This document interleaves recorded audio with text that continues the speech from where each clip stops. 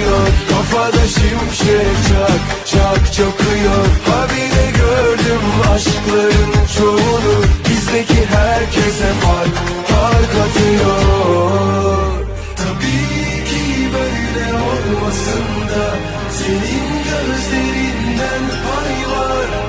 Korkma benle yükselmekten, hiç yıkılmaz bu dağlar. Seni gören kalp tak tak atıyor, kafada şimşek çak çak çakıyor. Ha bir de gördüm aşkların çoğunu, bizdeki herkese fark